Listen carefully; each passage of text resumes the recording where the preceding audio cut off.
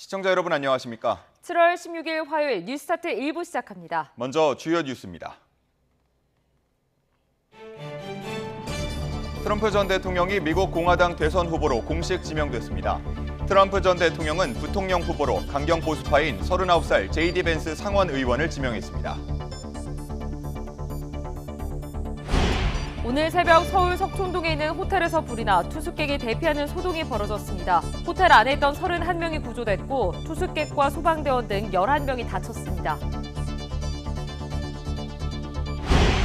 서울시청역 역주행 사고 원인과 관련해 국립과학수사연구원이 운전자 과실로 판단하고 경찰에 통보했습니다. 운전자가 브레이크 대신 가속 페달을 밟은 기록을 확보한 것으로 전해졌습니다.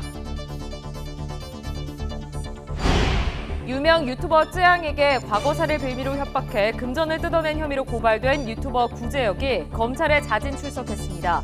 검찰은 악성 콘텐츠 유포 사범에 대해 엄정 대응을 지시했고 이번 사건과 관련된 유튜버들의 유튜브 수익화가 중지됐습니다.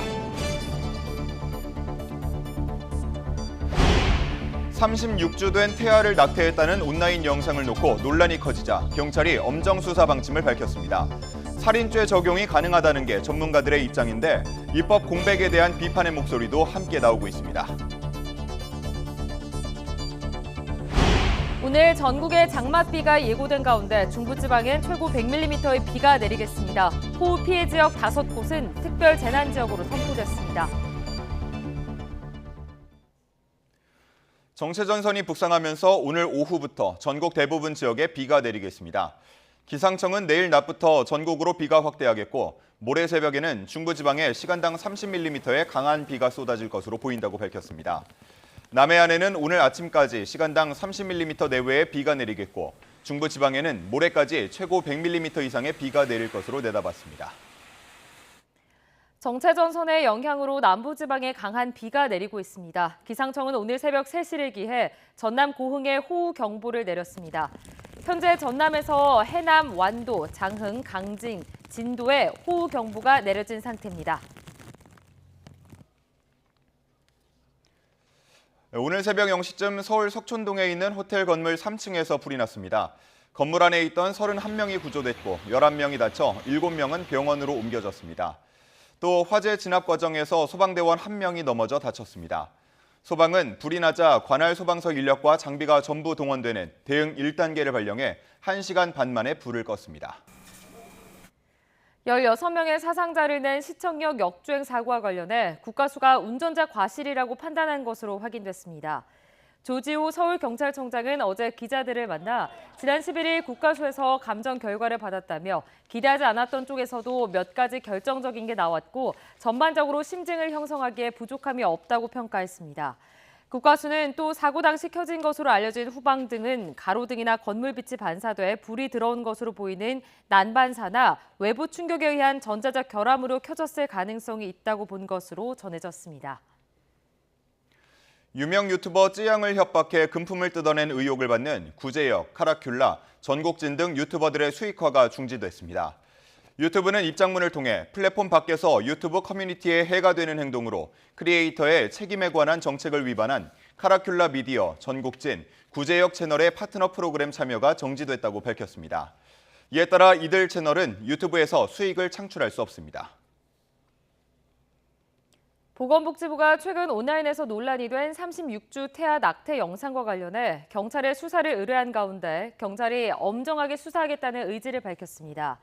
조지우 서울경찰청장은 어제 정례 기자간담회에서 지난 12일 보건복지부로부터 영상 속 임신부라고 주장하는 여성과 수술한 의사를 수사해달라는 의뢰를 받아 검토하고 있다고 말했습니다. 조 청장은 낙태 관련 정통 학설과 판례에서는 살인죄를 인정하지 않지만 36주면 자궁 밖으로 나와 독립생활이 가능한 정도라는 전문가의 의견이 있어 일반적인 낙태와는 다르게 무게 있게 수사할 방침이라고 설명했습니다.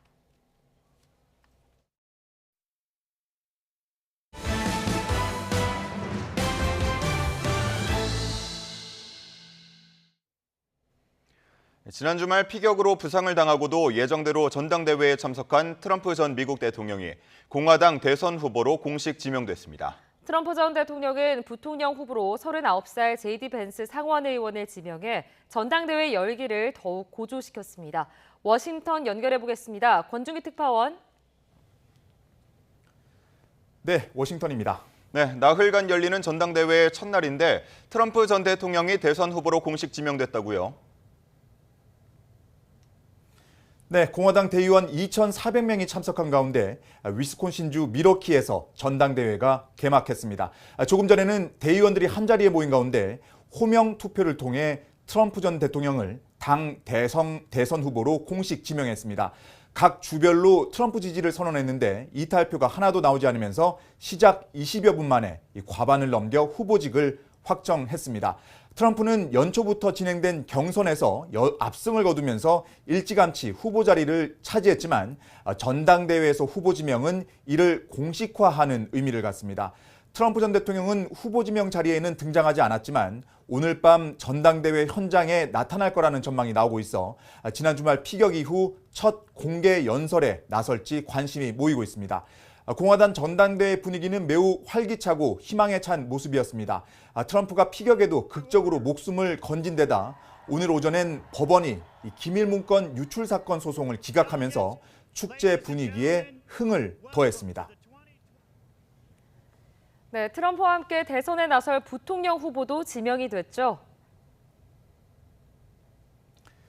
그렇습니다. 트럼프 전 대통령은 자신과 함께 대선에 출마할 부통령 후보로 39살 제이디 벤스 상원의원을 지명했습니다. 당초 마크 루비오 상원의원과 더그 버검 노스다코다 주지사도 유력 후보로 거론됐는데 트럼프는 이 가운데 가장 젊은 벤스 의원을 낙점했습니다. 벤스 의원은 트럼프의 장남인 도널드 트럼프 주니어와 가까운 친구인데 트럼프 주니어는 왜 벤스가 선택됐는지 CNN 기자의 질문에 그가 가진 스토리 때문이다 이렇게 답했습니다. 오하이오주 흑수저 출신인 벤스는 불우한 환경을 극복하고 정계에 입문한 입지전을 쓴 인물로 회고록 힐빌리의 노래가 큰 인기를 끌면서 전국적인 인지도를 쌓았습니다. 회고록은 넷플릭스 영화로도 제작이 됐습니다. 강경 보수 성향인 벤스 의원은 지난 주말 피격 사건 이후 트럼프를 파시스트로 비난한 바이든 때문에 벌어진 일이라며 바이든 책임론을 제기하기도 했습니다. 네, 이렇게 공화당은 분위기가 뜨거운데 바이든 대통령 측은 다소 침체된 분위기라고요. 그렇습니다. 지난달 말 토론 이후 사퇴 요구가 거셌던 민주당에서는 지난 주말 트럼프 피격 사건 이후 분위기가 잠잠합니다. 의회 전문 매체 더 힐은 바이든 인지력 논쟁이 잠시 멈췄고 누구도 이 민감한 주제를 총격 이후에 논의하고 싶어하지 않는다 이렇게 보도했습니다. 또 지금 분위기에서는 바이든 대통령에게 사퇴를 압박하기 훨씬 힘들어졌다고 관측했습니다. 그만큼 대선 패배 우려가 커지면서 바이든 대통령 사퇴론을 제기하기도 어려워진 분위기라는 겁니다. 트럼프 총격 사건 이후 연이틀 회견을 열었던 바이든 대통령은 오늘 NBC 뉴스와 단독 인터뷰를 갖습니다. 여기서도 정치권의 대립으로 과열된 분위기를 가라앉히고 미국이 하나로 통합해야 한다는 메시지를 낼 것으로 보이지만 트럼프로 기울고 있는 분위기를 반전시킬 수 있을지는 미지수입니다. 바이든 대통령의 인터뷰는 현지 시간으로 밤 9시, 한국 시간으로는 오전 10시에 방영될 예정입니다. 지금까지 워싱턴에서 YTN 권중입니다. 도널드 트럼프 미국 전 대통령이 유세장 피격 뒤 첫 언론 인터뷰에서 공화당 전당대회 연설문을 통합을 강조하는 내용으로 다시 썼다고 밝혔습니다. 트럼프 전 대통령은 현지 시간 14일 미 보수 성향 매체 워싱턴 이그제미너 인터뷰에서 하루 앞으로 다가온 공화당 전당대회를 앞두고 미국 전체는 물론 세계가 함께 뭉칠 기회라는 내용의 연설을 준비했다며 이같이 말했습니다. 트럼프 전 대통령이 피격 뒤 언론 매체와 인터뷰한 것은 이번이 처음입니다. 트럼프 전 대통령은 역사의 요구에 부합하는 연설이 될 것이라며 우리나라를 하나로 모을 수 있는 기회이며 나에게 그런 기회가 주어졌다고 강조했습니다. 트럼프 전 미국 대통령이 받고 있는 4가지 범죄 혐의 중 하나인 기밀문서 유출 사건의 형사 기소가 기각됐습니다. 간발의 차이로 총격에서 목숨을 건진 데 이어 유리한 법원 결정이 잇따라 나오면서 트럼프 전 대통령이 대선 가도에 날개를 다는 모습입니다. 김도원 기자입니다. 문서 표지에 굵은 글씨로 1급 비밀이라는 제목이 선명합니다. 퇴임한 트럼프 전 대통령의 플로리다 마러라고 자택에서 발견된 서류들입니다. 미국 정부는 특별검사를 임명해 수사에 나섰고 트럼프 전 대통령은 기밀 유출 혐의로 기소됐습니다. Today, an indictment was unsealed, charging Donald J. Trump with felony violations of our national security laws.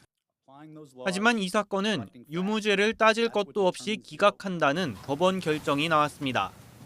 기소를 맡은 특검을 법무부가 임명한 것은 의회의 권한을 침해한 것으로 위헌이라는 겁니다.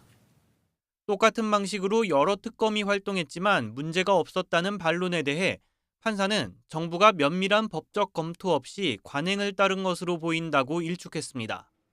기밀 유출 사건은 트럼프 전 대통령이 기소된 4가지 형사사건 가운데 유죄 선고 가능성이 가장 높은 것으로 평가돼 왔습니다. 트럼프 전 대통령은 이달 초 연방대법원의 면책특권 인정에 이어 법정에서 또 한 번 중요한 승리를 거둔 셈입니다. 트럼프 전 대통령은 이제 시작일 뿐이라며 자신에 대한 마녀 사냥을 모두 신속히 기각해야 한다고 주장했습니다. 특검은 이번 결정에 대해 항소할 수 있지만 11월 대선까지 남은 시간이 별로 없습니다. 이번 결정을 내린 에일린 캐넌 연방 판사는 지난 2020년 당시 트럼프 대통령이 임명했습니다. YTN 김도훈입니다. 트럼프 전 대통령을 겨냥한 총격 테러 직전에 경찰관이 출동까지 했는데 용의자를 왜 막지 못했는지 경호 실패를 둘러싸고 의문이 커지고 있습니다. 추측이 쏟아지면서 SNS에선 바이든이 명령했다거나 연출된 자작극 등의 근거 없는 음모론까지 끊이질 않고 있습니다. 보도에 정유신 기자입니다. 트럼프 전 대통령을 노린 총격 직전. 건물 옥상에 기어 올라가 있는 용의자 토머스 매튜 크룩스의 모습입니다. 100여 미터 떨어진 옥상에서 정조준하는 동안 별다른 제지를 받지 않았습니다. 그런데 총격 직전 당시 목격자 신고를 받고 현장 경찰관이 출동했던 것으로 확인됐습니다. 경찰관이 건거를 위해 지붕에 올라가자 용의자가 총구를 겨눴고 잠시 피한 순간 총격이 시작됐다는 겁니다. When the eye contact was made, my understanding is the shooter turned towards the officer and the officer dropped his grip and fell to the ground at that point. He said that the shooter then started shooting shortly thereafter. BBC 등 외신들은 경호 실패에 대한 의문과 혼란 속에 SNS 등 온라인에 음모론이 밀려오고 있다고 우려했습니다. 실제로 총격 사건 당시 트럼프 전 대통령을 언급한 SNS 양이 평소보다 17배나 늘어났습니다. 대부분 암살 시도를 규탄하고 미국의 단결을 촉구하는 내용이었지만 극단적인 음모론도 적지 않았다는 겁니다. 트럼프 전 대통령 측이 사전에 보안 강화를 요청했지만 거절당했다는 소문이 SNS에서 확산하자 비밀 경호국이 거짓말이라고 반박하기도 했습니다.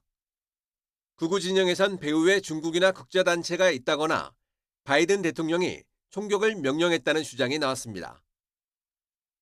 반 트럼프 좌파 진영에선 오히려 자작극이란 주장이 확산하고 있습니다. 소셜미디어 X에선 가짜 암살이나 연출된 총격이라는 해시태그가 유포되고 있습니다. 피격 직후 피를 흘리면서도 주먹을 불끈 들어 올리는 역사에 남을 사진 구도가 지나치게 완벽하다는 겁니다. 이에 대해 AP통신은 당시 현장을 취재한 기자 인터뷰와 당시 상황을 자세히 공개했습니다. At the moment I heard the shots being fired, I knew that this was a moment in American history that had to be documented. I mean, it's our job as journalists to do this work. 이 같은 음모론이 증폭될 경우 극단주의자들을 자극해 넉 달 남은 미 대선까지 정치적 폭력 행위가 늘어날 수 있다는 우려도 커지고 있습니다. Let me be very clear, there's no evidence for either of these conspiracy theories, but they reflect the kind of claims that are spreading in this very polarized, emotional climate in the immediate aftermath of the assassination attempt. 극적으로 살아남은 트럼프 전 대통령과 바이든 대통령 양측 모두 비난을 중단하고 통합을 강조하고 나섰지만 당분간 미국 사회 분열은 불가피하다는 전망이 나옵니다. YTN 정준입니다. 도널드 트럼프 전 대통령 피격 사건을 수사하고 있는 미 연방수사국 FBI는 용의자 토머스 매튜 크룩스의 범행 동기와 관련해 아직 뚜렷한 단서를 찾지 못했습니다. FBI는 크룩스의 휴대전화에 대한 1차 분석을 끝냈지만 범행 동기를 파악할 만한 단서를 발견하지 못했다고 미국 MBC 방송이 보도했습니다. 크룩스의 소셜미디어 계정에서도 문제가 될 만한 위험한 표현은 나타나지 않았습니다. 크룩스가 학교 사격팀에 가입하고 싶어 했지만 거절당했다는 증언이 나온 가운데 사건 당일 크룩스는 사격 영상을 게시하는 인기 유튜브 채널의 티셔츠를 입고 있었다고 AP통신이 보도했습니다. 도널드 트럼프 전 미국 대통령 저격 장소는 경호를 책임지는 비밀 경호국 SS에서 안전 취약 장소로 분류한 건물이었는데 SS가 아닌 현지 대응팀의 책임을 맡겨 경호에 허점을 노출했다는 비판이 나왔습니다. 미 NBC 방송은 여러 관계자를 인용해 용의자 매튜 크룩스가 트럼프 전 대통령을 향해 총을 발사한 건물 옥상은 이미 SS가 잠재적 취약 장소로 지목한 곳이었다고 보도했습니다. 이 같은 사전 인지에도 불구하고 용의자가 어떻게 건물 옥상에 올라갈 수 있었는지가 수사의 핵심이 될 것이라고 NBC는 지적했습니다. 국립과학수사연구원이 서울시청 역주행 사고는 운전자 과실이 원인으로 보인다는 감정 결과를 경찰에 통보한 것으로 확인됐습니다. 차량 사고 기록 장치 EDR에는 운전자 차 씨가 90%가 넘는 힘으로 엑셀을 밟은 것으로 기록되는 등 결정적인 단서가 포착된 것으로 전해집니다. 정현우 기자의 보도입니다.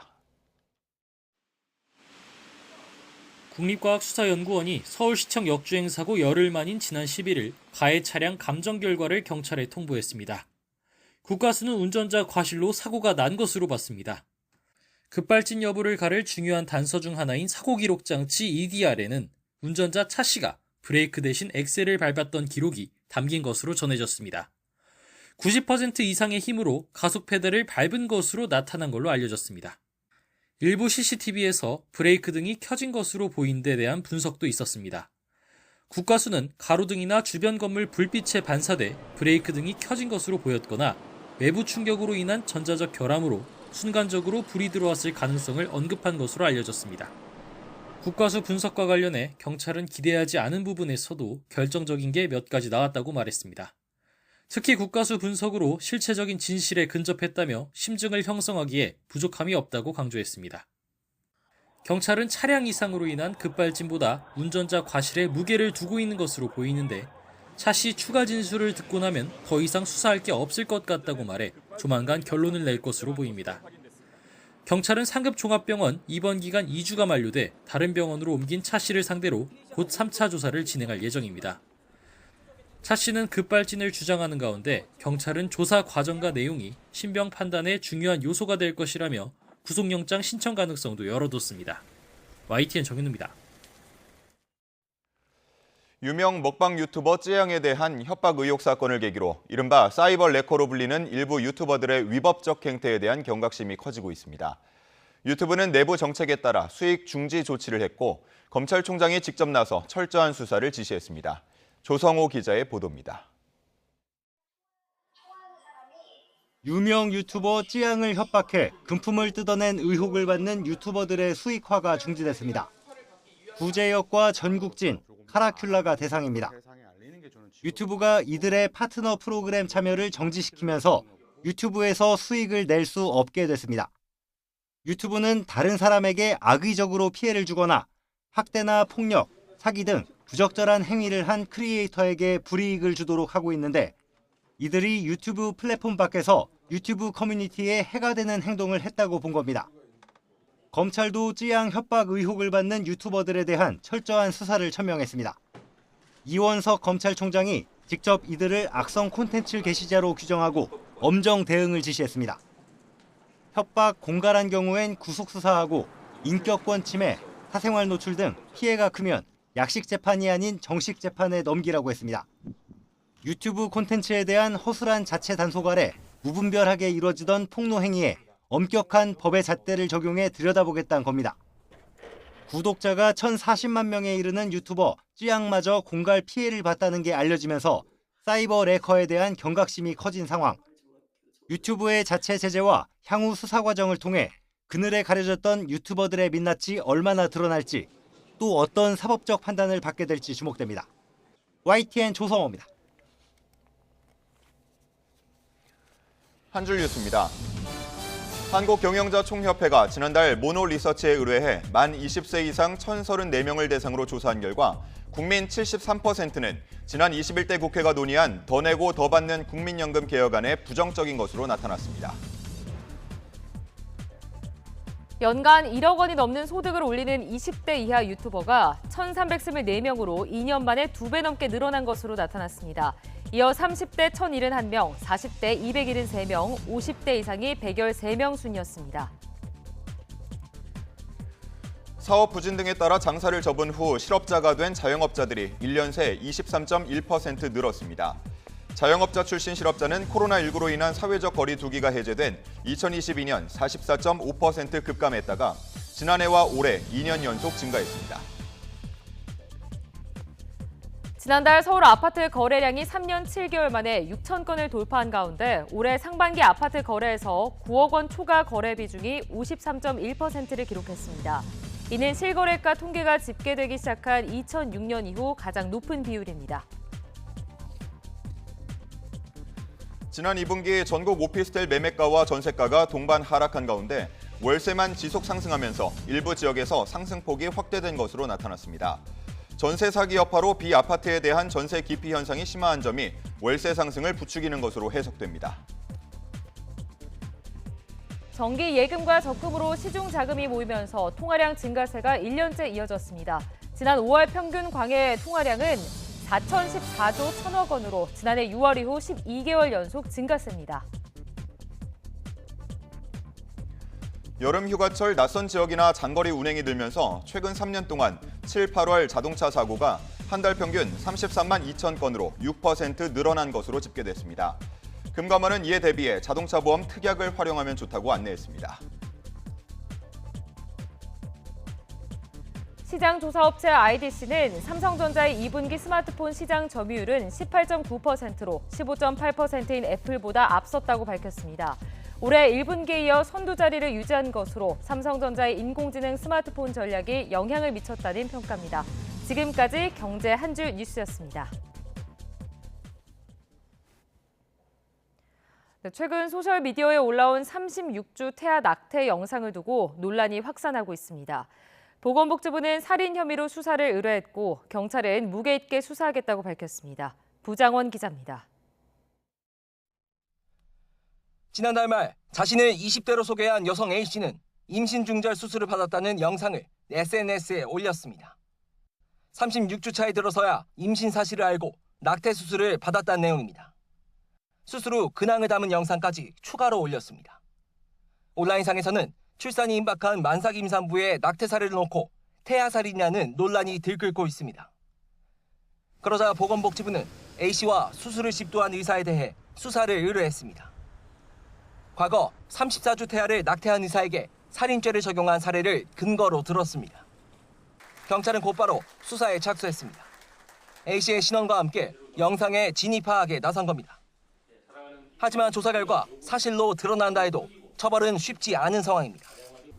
현행 모자보건법은 임신 24주를 넘어가는 낙태는 불법으로 규정하지만 지난 2019년 헌법재판소가 낙태죄의 헌법 불합치 결정을 내린 뒤 국회에서 관련 입법이 지연되며 뚜렷한 처벌 근거가 없기 때문입니다.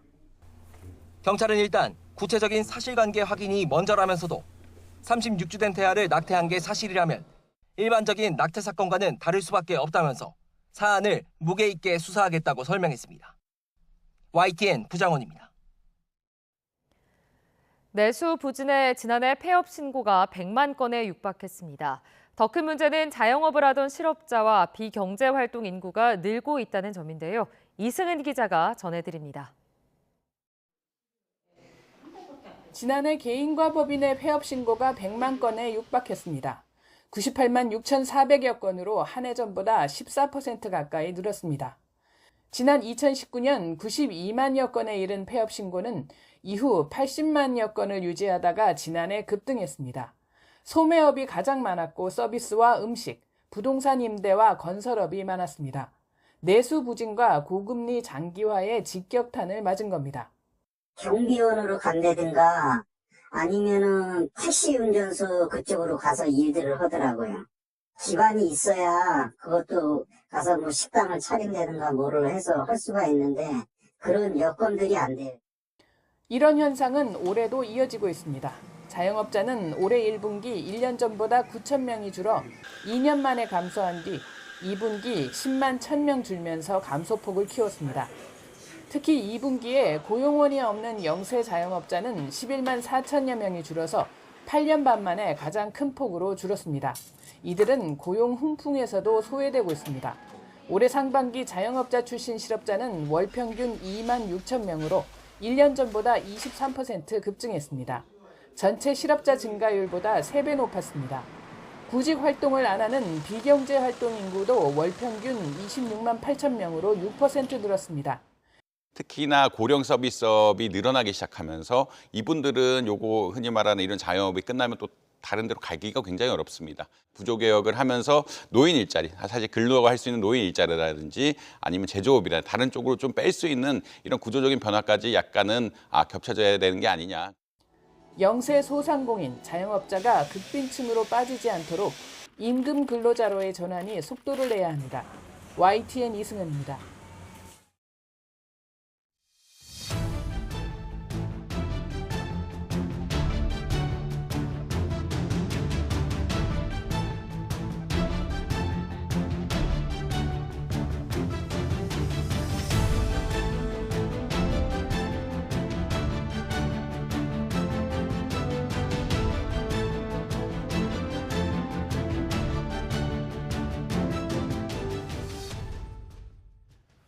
국민의힘 당권 경쟁이 후반전으로 접어든 가운데 당권 주자들은 충청 지역 합동연설회에서도 상호 견제구를 날리며 경쟁을 펼쳤습니다. 특히 한동훈 후보의 우세가 굳어지고 있다는 분석이 나오면서 다른 후보들 사이에선 단일화나 연대론이 자주 거론되고 있습니다. 박정현 기자입니다.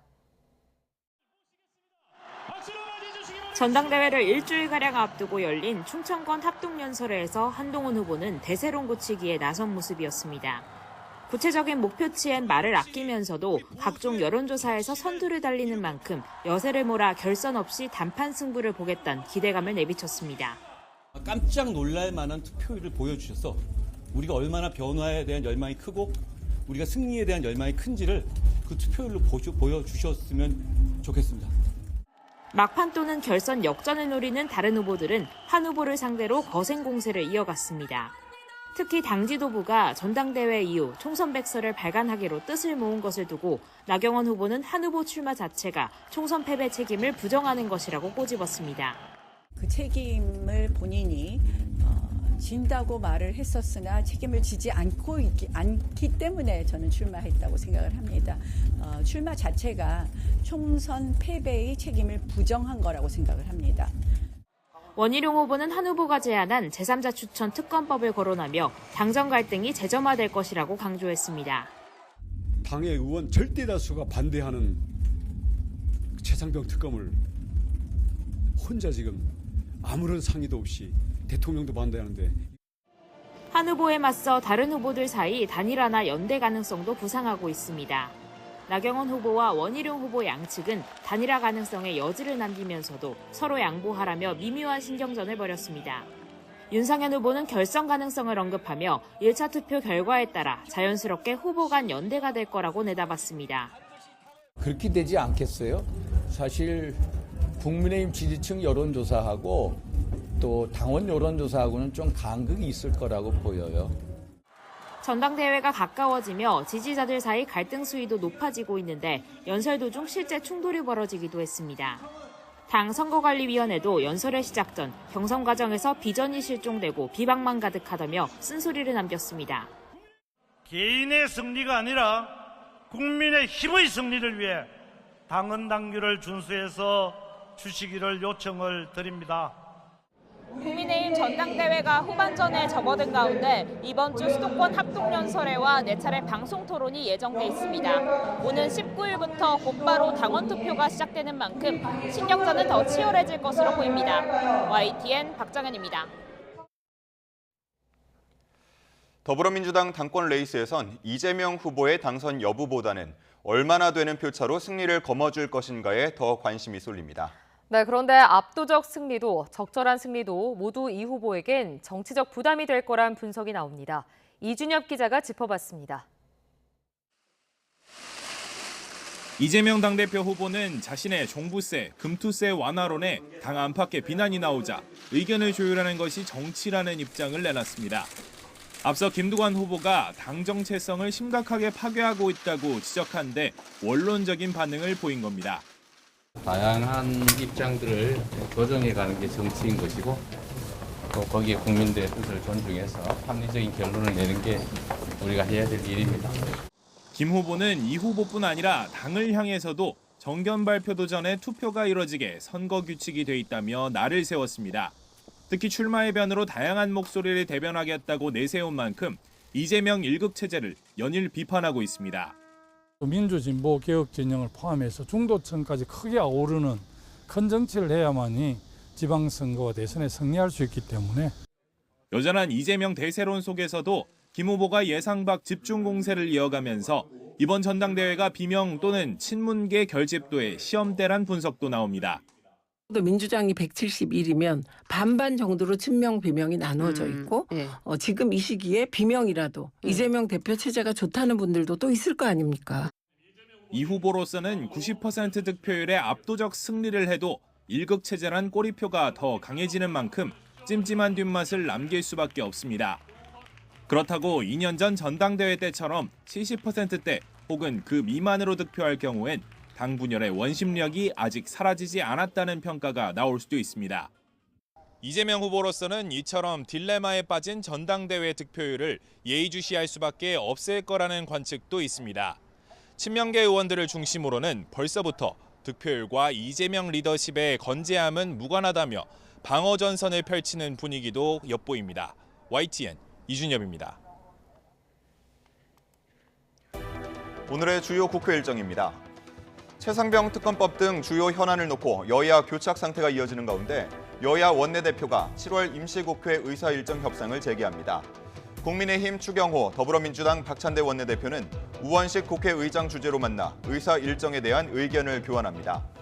민주당은 모레와 오는 25일 두 차례 본회의를 열어 방송사법과 최상병 특검법 재표결 등을 처리해야 한다고 요구하고 있지만 국민의힘은 야당의 일방적인 의사일정에 협조할 수 없다는 입장입니다. 국민의힘 나경원, 원희룡, 윤상현, 한동훈 당대표 후보가 세 번째 TV토론회에 나섭니다. 1차 과반 득표를 목표로 하는 한동훈 후보에 맞서 나머지 후보들의 집중 공세가 예상됩니다. 특히 한 후보가 제안한 제3자 추천 방식, 최상병 특검법과 함께 당정 관계, 총선 비례대표 사천 의혹 등이 쟁점이 될 것으로 보입니다. 또 결선 투표를 염두에 두고 선거 전 막판 주요 변수로 떠오른 나경원, 원희룡 후보 단일화 관련 언급이 있을지에도 관심이 쏠립니다. 국회 기획재정위원회는 오늘 강민수 국세청장 후보자 인사청문회를 진행합니다. 청문회에서는 강 후보자가 과거 논문에서 5.18 민주화 운동을 광주 사태로 12.12 군사 반란을 거사로 표현한 것과 관련해 역사 인식 논란이 도마에 오를 것으로 보입니다. 또 강 후보자 처가가 연매출 8천억 원대 기업을 운영하는 것과 관련해 이해충돌 문제가 발생할 수 있다는 부분도 주요 쟁점이 될 전망입니다. 북한이 간부를 비롯한 일꾼들에 대해 공개적인 질책과 지적을 잇따라 내놓고 있습니다. 장담해왔던 경제 성과가 기대에 미치지 못하면서 주민들의 불만을 잠재우기 위한 보여주기식 질책이 계속될 걸로 보입니다. 조용성 기자가 보도합니다. 지난달 28일부터 나흘 동안 열린 전원회의에서 북한은 경제 성장을 자신했습니다. 김정은 국무위원장은 경제 상황이 확연한 상승세라며 성과에 만족감을 드러냈고 농사 형편도 괜찮은 편이라고 평가했습니다. 하지만 일부 일꾼들의 태도에 대한 신랄한 비판도 주요 안건에 들었습니다. 기계적이고 도식적인 사업 태도와 형식주의, 거칠의식 일본세, 주관과 독단, 세도와 관료주의를 비롯한 혁명적 군중관이 바로 서지 않은 그릇된 사업 작풍의 엄정성과 후과가 분석되고 신랄히 비판 총화되었습니다. 이후에도 간부를 비롯한 일꾼들에 대한 질책은 계속됐습니다. 노동신문은 장마철을 앞두고 지난해 침수 피해가 컸던 간석지의 예를 들며 간부들의 보신주의와 무관심성을 지적했고 김정은 위원장은 백두산 인근 삼지연시 개발 현장을 방문해 특정 간부 등을 직무 태만으로 지목하며 당 중앙과 정부의 지시를 귓등으로도 듣지 않는 덜 되먹은 자들이라고 비난했습니다. 정부는 예의주시하며 북한의 내부 통제와 기강 잡기에 무게를 두고 있습니다. 김정은 위원장이 현지 지도하면서 간부들을 질책한 부분이 있습니다. 아마도 내부 통제와 간부 기강 잡기 차원의 시도가 아닌가 분석하고 있고, 일각에서는 경제 성과를 자랑한 것과 달리 4년 차에 들어선 국가경제발전 5개년 계획이 부진하기 때문이라는 해석을 내놓고 있습니다. 관료들을 아주 호되게 질책하는 것은 그만큼 최고 지도자가 바라는 만큼의 성과가 따라오지 못하고 있다. 이러한 반증이 아닌가 이런 생각이 듭니다. 북한은 최근 각 지역과 내각 등 단위별로 후속회의를 열어 간부들의 업무 태도 개선 등 전원회의 주요 사항 이행을 독려하고 있습니다. 여기에는 김정은 치적 사키와 함께 북한 주민들의 불만을 잠재우기 위한 포석도 깔려 있는 것으로 보여 북한의 보여주기식 질책은 계속될 것으로 관측됩니다. YTN 조용성입니다. 김여정 노동당 부부장이 국경 지역에서 대북 전단이 발견됐다며 담화를 발표하고 대가를 각오하라고 경고한 것에 대해 우리 군은 융통성 있게 대응할 것이라고 밝혔습니다. 합동참모본부 이성준 공보실장은 정례 브리핑에서 북한이 대북 전단을 이유로 오물풍선을 보내면 확성기 방송을 재개할 것이냐는 질문에 전략적, 작전적 상황에 따라 융통성 있게 시행할 것이라고 거듭 강조했습니다. 그러면서 대북 풍선에 실려간 물건을 북한이 소각한 사진에 대해 감기약 등 인도주의적 물품이었다며 북한군이 남한에 보낸 물품과 비교해보면 북한이 어떠한 것을 하고 있는지 알 수 있을 것이라고 지적했습니다. 국가안보실이 장호진 국가안보실장 주재로 안보 분야 관계부처 회의를 열고 이번 나토 정상회의 순방과 관련한 후속 조치 방안을 논의했습니다. 회의 참석자들은 먼저 한미 한반도 핵 억제, 핵 작전 지침의 내실 있는 이행을 위해 한반도 핵 운용 관련 정보 공유와 협의 등을 분야별로 체계적으로 추진하고 한미 간 연례 개최되는 범정부 시뮬레이션 등을 통해 필요한 연습도 시행하기로 했습니다.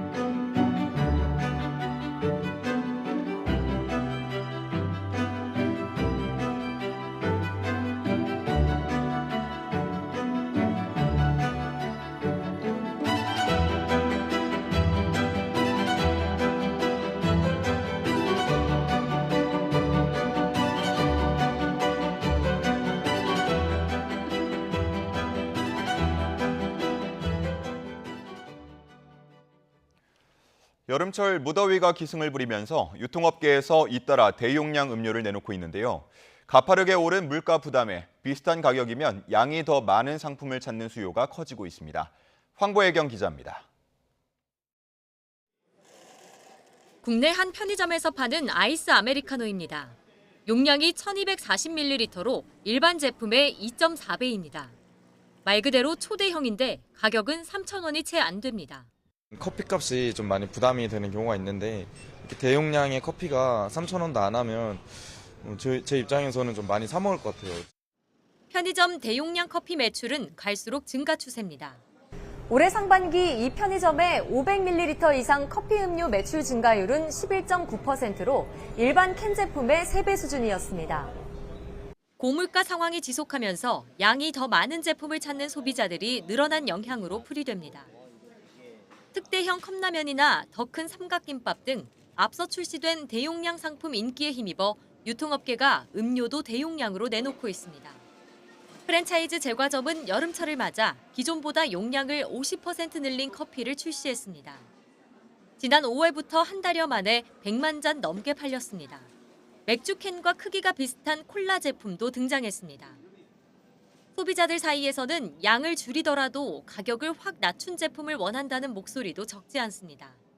이건 용량이 너무 커서 좀 저에겐 부담스러워가지고 차라리 조금 작은 사이즈로 더 저렴한 상품이 나오면 좋을 것 같아요. 대용량 제품이 화제성으로 끝나지 않기 위해선 가격 대비 품질이 얼마나 만족스러운지가 관건이 될 것으로 보입니다. YTN 황보유경입니다. 외국인이 보험료를 내지 않고 국내에서 건강보험 혜택을 받는 건강보험 무임승차 우려가 꾸준히 나왔었죠. 하지만 우려와 다르게 전체 외국인의 국내 건강보험 가입자 재정 수지가 지난해도 흑자를 기록했습니다. 다시 말해 외국인이 건강보험료를 낸 것보다 혜택은 적게 받은 건데요. 하지만 국적별로 보면 중국인만 계속 적자를 보였습니다. 지난해 전체 외국인이 낸 보험료는 2조 690억 원입니다. 그리고 이 보험료를 낸 외국인이 병원이나 약국 등을 이용하거나 건강보험에서 보험급여로 받은 금액은 1조 3,200억 원이었습니다. 이렇게 외국인이 건보료로 낸 금액보다 보험 혜택은 적게 받으면서 건강보험공단은 7,403억 원의 재정수지 흑자를 기록했습니다. 하지만 국적별로 보면 유일하게 적자를 보인 나라가 있습니다. 바로 중국입니다. 지난해에도 중국인 건강보험 재정수지는 640억 원 적자였는데 1년 사이 적자 폭이 약 3배 늘었습니다. 전체 외국인 건보 재정 수지가 해마다 흑자를 보인 반면 중국인은 보험료를 낸 것보다 급여 혜택을 더 많이 받으면서 계속 적자를 기록한 것입니다. 앞서 중국인들이 제도를 악용해 건강보험 혜택을 받는 사례가 끊이지 않았죠. 중국인들이 친인척까지 피부양자로 등록해서 국내에 들어온 후 치료나 수술 등 의료 혜택만 받고 출국하면서 논란이 되기도 했습니다. 실제 중국 포털 사이트 바이두에는 한국의 건강보험 본전을 뽑는 영상이 올라오기도 하고 SNS에서는 서로 방법을 공유하기도 했는데요. 이렇게 진료 목적으로 외국인이 입국하는 문제를 해결하기 위해 건보공단이 지난 4월 3일부터 기준을 강화했습니다. 국내에 들어온 외국인과 재외국민은 6개월 이상 체류해야만 피부양자가 될 수 있도록 개선했습니다. 하지만 중국인의 건강보험 무임승차가 여전한 것으로 드러난 만큼 외국인 대상 제도를 계속해서 손질해야 한다는 지적도 나옵니다. 7월 16일 화요일 미리 보는 오늘입니다. 정부가 각 병원의 전공의 사직 여부를 최종 확정지으라고 통보한 기한이 어제였습니다. 의료계는 정부가 일방적인 증원 정책을 수정하지 않으면 전공의가 돌아오지 않을 거라며 복귀율이 높지 않을 것으로 예상했는데요. 이르면 오늘 전공의 복귀율이 집계될 전망입니다. 네, 지난달 일본 오사카 노선 티웨이 항공 여객기의 장시간 출발 지연으로 피해를 본 승객들이 항공사를 상대로 법정 대응을 준비하고 있습니다. 피해 승객인 원고 152명은 오늘 티웨이 항공에 9천여만 원의 손해배상을 청구하는 소송을 낼 예정인데요. 이번 소송에는 인천발 오사카행 승객 106명과 같은 항공기가 투입된 귀국편인 오사카발 인천행 승객 46명이 참여합니다. 은행권 주택담보대출 변동금리 기준이 되는 코픽스가 한 달 만에 다시 하락했습니다. 은행연합회는 6월 신규 취급액 기준 코픽스가 3.52%로 5월보다 0.04%포인트 떨어졌다고 밝혔습니다. 시중은행들은 오늘부터 신규 주택담보대출 변동금리에 이번에 공개된 코픽스 금리를 반영합니다. 국가보험부는 IBK 기업은행과 KB국민카드, NH농협카드와 함께 청년 제대 군인들을 위한 히어로즈 카드를 오늘 출시한다고 밝혔습니다. 보험부는 히어로즈 카드는 만 34세 이하의 제대 군인이나 전역 후 3년 이내 제대 군인 대상으로 발급되고 학원과 도서, 어학시험이나 교통과 통신 등에 5에서 20%의 할인 혜택을 준다고 설명했습니다. 지금까지 미리 보는 오늘이었습니다. 지난 2008년 경기도 시흥에서 발생한 슈퍼 살인 사건 용의자를 검거한 경찰이 수사에 속도를 내고 있습니다. 16년 만에 용의자를 잡는 데에는 제보가 결정적이었던 것으로 알려졌는데 사건의 실체가 밝혀질지 주목됩니다. 유세연 기자입니다. 지난 2008년 12월 경기도 시흥에서 발생한 슈퍼 살인 사건. 경남에서 용의자인 40대 남성 A씨를 체포한 경찰은 경기 시흥경찰서로 A씨를 압송해 조사하고 있습니다. 경찰은 A씨를 상대로 자세한 사건 경위와 그동안의 도주 경로 등을 캐묻고 있습니다. 또 통신 기록과 계좌 정보는 물론 예전의 수사 기록까지 다시 꺼내보며 수사에 속도를 내고 있습니다. A씨는 지난 2008년 12월 9일 새벽 4시쯤 경기도 시흥시 정왕동에 있는 슈퍼마켓에서 주인을 살해하고 금품을 훔쳐 달아난 혐의를 받습니다. 당시 범행 장면이 CCTV에 고스란히 남았고 얼굴도 비교적 선명하게 확인됐지만 신원 파악은 실패했습니다. 2017년 시흥서 강력 미제 사건 전담팀이 재수사에 나섰지만 검거에 실패하며 미궁에 빠졌던 상황. 하지만 지난 2월 신뢰할 만한 제보가 들어오며 수사가 다시 시작됐습니다. 그리고 이달 초 체포 영장을 발부받은 경찰은 16년 만에 용의자를 검거했습니다. 경찰은 A씨에 대한 조사 내용을 바탕으로 구속영장 신청을 검토할 계획입니다. YTN 유선입니다. 얼마 전 울산의 한 아파트 화단에서 현금 7,500만 원이 발견됐는데요. 경찰이 주인을 추적해보니 80대 노인이 화단에 놓고 간 것으로 밝혀졌습니다. 어떠한 사연인지 오태인 기자가 취재했습니다. 모자와 마스크를 쓴 80대 노인이 은행 창고에서 현금을 찾습니다. CCTV에 찍힌 모습에는 돈다발을 그대로 어딘가에 집어넣습니다. 노인은 사흘 뒤 6km 정도 떨어진 울산 남구 아파트 CCTV에 다시 포착됐습니다. 노인이 연고가 없는 아파트를 다녀가고 보름 정도 지나 화단에서는 두 차례에 걸쳐 5만 원권 돈다발 7,500만 원이 발견됐습니다. 검은 봉지에 담긴 5천만 원과 2,500만 원 돈다발은 아파트 경비원과 환경미화원이 잇따라 발견했습니다. 다른 데 같으면 내가 쓰레봉투에 엿붙지. 그 돈 준 자리라 호기심을 뜯어봤더만 그래 돈이 들었더라고요. 신고를 받은 경찰은 범죄 연관성 등 다양한 가능성을 염두에 두고 수사에 나섰습니다. 단서는 돈다발을 묶은 띠지에 적힌 은행 이름과 3월에 입고됐다는 날짜. 경찰은 비슷한 시기 돈을 찾은 이들을 상대로 조사에 나섰고 유일하게 인출 경위와 사용처가 불분명한 노인을 주인으로 판단했습니다. 노인은 돈을 잃어버린 사실도 몰랐습니다. 병원에 간 적도 없고 실제로 이렇게 돌봐줄 사람도 없고 그런 상태라서 정확하게 판정을 받은 적은 없습니다. 그런데 의사소통에는 특별히 지장은 없는데 지금 이 사례로 봤을 때는 조금 정상적이지 않다. 경찰은 노인이 몇 년 전 재개발 보상으로 많은 돈을 가졌고 범죄 연루 정황이 없는 만큼 전액을 돌려줄 예정입니다. 또 가족 없이 혼자 지내는 만큼 지자체에 통보해 도울 방안을 찾고 있습니다. YTN 오태인입니다. 제주 관광의 부정적인 이미지를 쇄신하기 위해 제주도와 관광업계가 발벗고 나섰습니다. 휴가철을 맞아 해수욕장 물품 요금 할인을 추진하고 관광 불편 신고센터도 문을 열었습니다. 고재형 기자의 보도입니다. 오영훈 제주지사가 해수욕장을 찾아 안전관리는 물론 관광객 불편은 없는지 살핍니다. 지역 주민들도 만나 가격과 서비스에 관한 지적이 많다며 관광객에게 친절하게 응대해달라고 요청했습니다. 오 지사는 피서객들이 편하게 찾을 수 있도록 해수욕장 관련 요금 할인을 추진하겠다고 밝혔습니다. 우리 국민 여러분들께서 제주도에 있는 해수욕장 이용하시는데 불편함이 없도록 더 신경 쓰도록 하겠습니다. 하나, 둘, 셋! 관광객들이 제주에서 여행하면서 느끼는 불편을 신고할 수 있는 센터도 첫 문을 열었습니다. 관광객들은 1533-0082로 전화 접수하거나 공항과 연안 여객터미널 등에서 불편사항을 접수할 수 있고 처리 결과도 안내받을 수 있습니다. 개소식에서 제주 관광업계는 초심으로 돌아가 관광객에게 봉사할 것을 다짐했습니다. 하나, 우리 관광인은 공정한 가격 및 좋은 서비스 품질로 고객을 맞이하겠습니다. 관광객들은 제주가 다시 사랑받기 위해서는 제주다움을 지키고 가격 정책도 신경 써야 한다고 조언합니다.